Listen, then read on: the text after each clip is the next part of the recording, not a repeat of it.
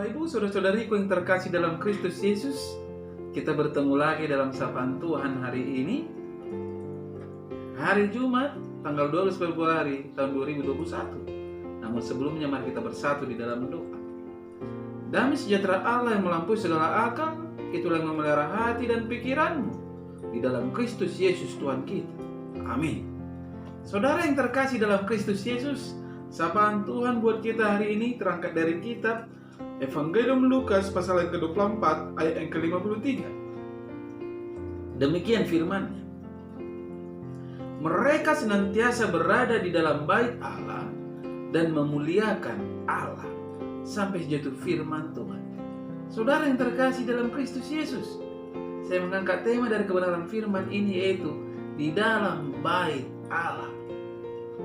Saudara yang terkasih dalam Kristus Yesus, berbicara bait Allah, kita perlu melihat bagaimana hidup Hana yang disebut seorang nabi yang sudah lanjut usia.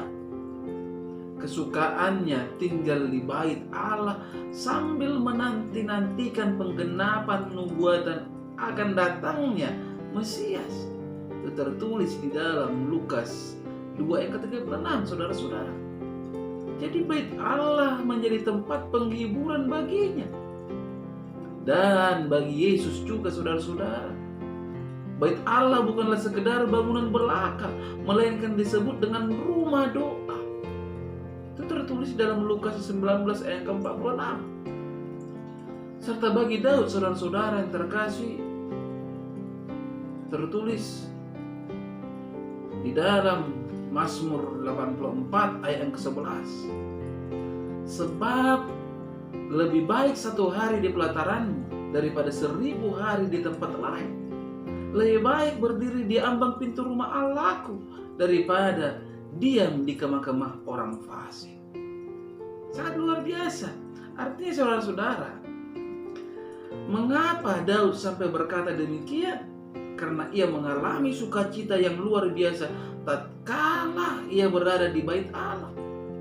Di pelatarannya saja sudah membuat Daud bersukacita. Apalagi kalau masuk sampai ke dalam hingga ke ruang Maha Kudus. Hal inilah yang pasti melatar belakangi mengapa murid-murid Yesus senantiasa di dalam bait Allah menanti janji Tuhan ketika Yesus telah naik ke surga.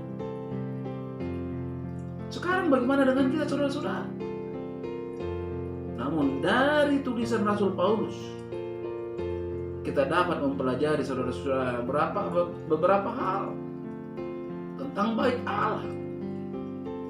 Pertama, bait Allah adalah bangunan yang rapi tersusun dari orang-orang percaya.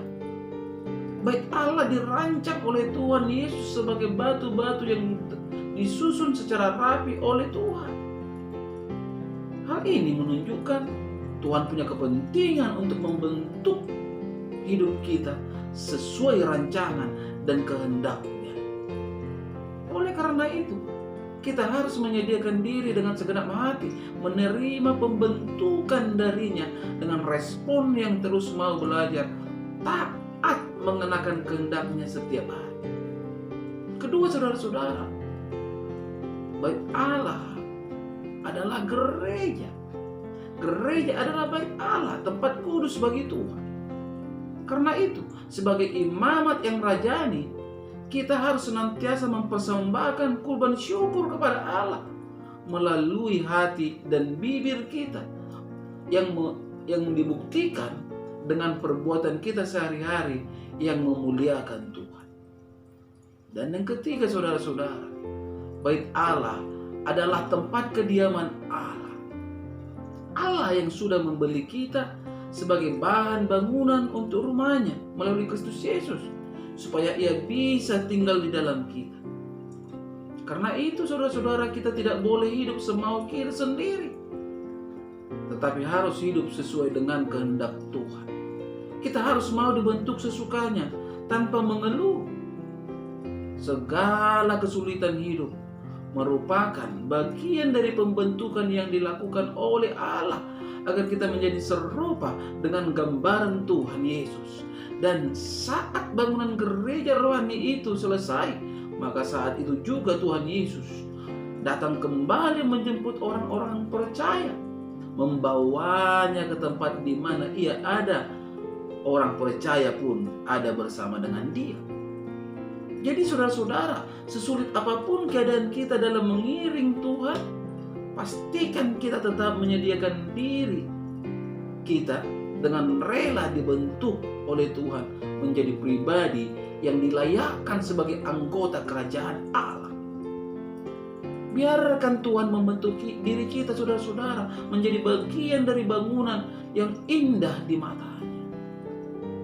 Bangunan indah ini adalah peningkatan karakter umat pilihan dari waktu ke waktu menjadi semakin serupa seperti karakter Kristus Yesus. Sebagai orang percaya yang ditempatkan sebagai umat pilihannya, kita tidak boleh lagi mengabaikan Tuhan. Mengabaikan Tuhan artinya seseorang lebih banyak mengutamakan kepentingan kesenangan dirinya sendiri, seperti memburu gelar demi nilai diri di hadapan manusia. Gila kekuasaan, kehormatan, berlimpahnya harta kekayaan, dan lain sebagainya.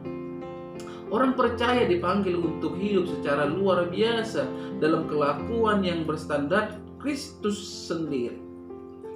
Saudara yang terkasih, Tuhan Yesus adalah Allah yang sempurna dalam kelakuan. Maka jelas kita dipanggil untuk sempurna seperti Tuhan Yesus dalam setiap kelakuan kita. Allah datang ke dalam dunia bukan saja hendak menyelamatkan jiwa kita, tetapi juga watak kita. Kita bukan saja dipanggil untuk dibenarkan, tetapi juga menjadi benar-benar benar. Berkenaan dengan hal inilah, kita harus selalu memberi diri dibentuk oleh Bapa di surga menjadi bait Allah yang kudus demi dapat menjadi anak kesukaan Yesus. Menjadi anak kesukaan Yesus berarti kita menjadi orang yang selalu memuaskan hati Tuhan dalam segala hal, baik yang kita renungkan, pikirkan, ucapkan, dan yang kita lakukan. Jangan biarkan COVID-19 menciptakan kita menjadi pribadi yang tidak peduli akan bait Allah, situasi rumah Allah. Tetapi justru dengan keadaan dan situasi COVID-19 inilah kita terpanggil semakin memberikan hati, kepedulian hidup kita kepada Tuhan seperti murid-murid Yesus yang senantiasa di dalam bait Allah. Amin. Kita bersatu dalam doa. Terima kasih Bapa di surga untuk kebenaran dari firman-Mu yang telah berkumandang melalui media YouTube ini di pagi hari ini, yang mengajak kami lebih memahami dan mengenal bait Allah dalam hidup kami. Tuhan, mari Kau meterangkan kebenaran firman-Mu ini dalam kehidupan setiap para pendengar dimanapun mereka berada. Olehnya mereka akan menjadi dan tercipta sebagai pribadi-pribadi yang mempermuliakan nama Tuhan.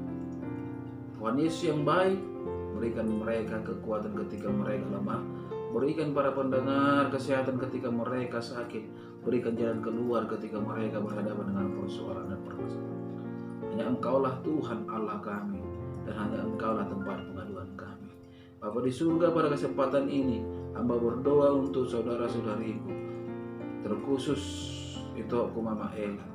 Mari Engkau rangkul dia Tuhan, berikan kuasa kesembuhan. Tidak bosan-bosannya hamba menyerahkan dan mendoakan itu aku ini, karena tepat pada waktunya kuasa Tuhan pasti nyata. Hamba juga berdoa Tuhan Yesus untuk setiap jemaat yang telah Engkau percayakan kepada hamba-Mu dan kepada istriku yang juga adalah hamba-Mu. Berkati rumah tangga mereka, berkati Tuhan Yesus pekerjaan dan usaha mereka. Berikan kesehatan, berikan berkat yang melimpah. Tuhan Yesus yang baik, pada kesempatan ini juga hamba berdoa untuk istriku dan anak-anakku yang ada di Batam. Engkau tetap merangkul mereka, memagari mereka dengan kuat kuasa Tuhan, dan menjaga mereka agar tetap hidup di dalam Tuhan. Inilah doa hamba-Mu Bapa, yang hamba percayakan hanya di dalam nama Kristus Yesus, Juru Selamat kami yang hidup. Amin. Salam buat kita.